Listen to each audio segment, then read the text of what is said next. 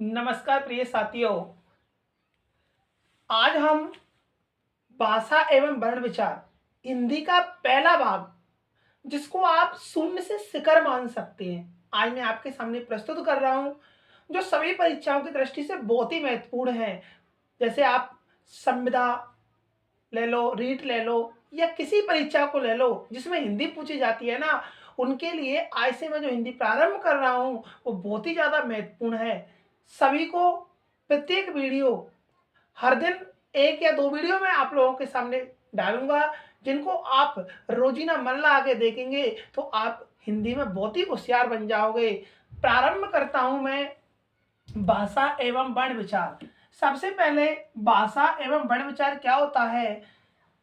सबसे पहले देखिए आप, भाषा मनुष्य को अपने विचारों का आदान प्रदान करने के लिए भाषा की आवश्यकता होती है। मतलब मनुष्य अपने विचारों का आदान प्रदान करता है तो उसके लिए भाषा की आवश्यकता होती है। भाषा का निर्माण वाक्यों से होता है। जो भाषा का निर्माण होता है वो वाक्यों से होता है। वाक्यों का निर्माण सार्थक शब्दों के मेल से होता है। जो अपन वाक्य बोलते हैं ना, वो वाक्य अपन कहाँ से बोलते हैं? सार्थक शब्दों के मेल से। और शब्दों का जो निर्माण होता है वो सार्थक वर्णों के मेल से होता है। किससे होता है? सार्थक वर्णों के मेल से। और इन्हीं सभी को क्रम से जब हम व्यवस्थित करते हैं तो उनसे एक भाषा का निर्माण होता है। चलिए बात करते हैं भाषा का व्यवस्थित क्रम क्या होता है। तो सबसे पहले किसी भी भाषा में वर्ण या ध्वनि आती है। वर्ण या ध्वनि के बाद में शब्द आएगा, शब्द के बाद में कोई वाक्य आएगा, वाक्य के बाद में अनुच्छेद आएगा, अनुच्छेद के बाद में इन सभी को मिला करके जो रूप बनेगा उसी को हम भाषा कहेंगे। बात करते हैं भाषा का जो लिखित रूप है। मतलब भाषा को हम लिखते हैं तो भाषा का जो लिखित रूप है वो क्या होता है? तो भाषा का लिखित रूप होता है वर्ण। ध्वनि का जो उच्चारित रूप है वो अक्षर होता है। ध्वनि का जो लिखित रूप है वो वर्ण होता है और ध्वनि का जो उच्चारित रूप है वो अक्षर होता है।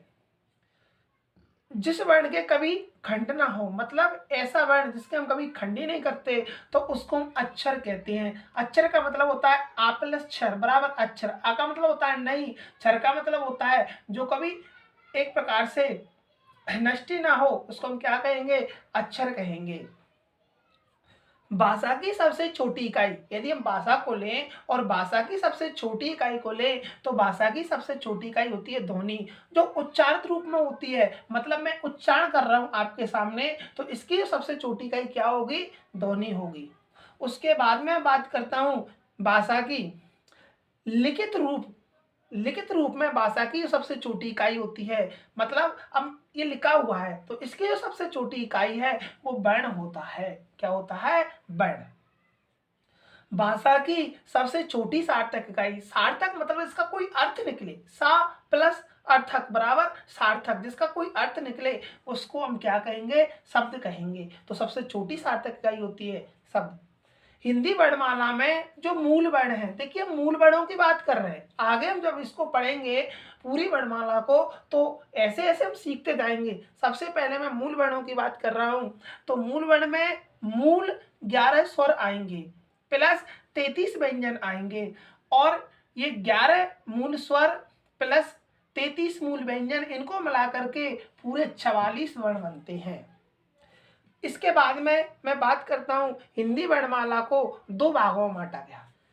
हिंदी वर्णमाला को कितने भागों में बांटा गया? 2 भागों में। एक बांटा गया स्वर और एक बांटा गया व्यंजन। लेकिन याद रहे हिंदी वर्णमाला में जो तीसरा भाग होता है उसको हम अयोगवाह कहते हैं। क्या कहते हैं? अयोगवाह कहते हैं। तो ये आज आपके सामने पहला वीडियो, मन लगा के देखिए और अपनी परीक्षा को पूर्णतः पास करने के लिए इस चैनल को आप सब्सक्राइब कर लें, लाइक कर दें। जो भी आपको कोई समस्या है तो कमेंट में अवश्य बताएं। धन्यवाद।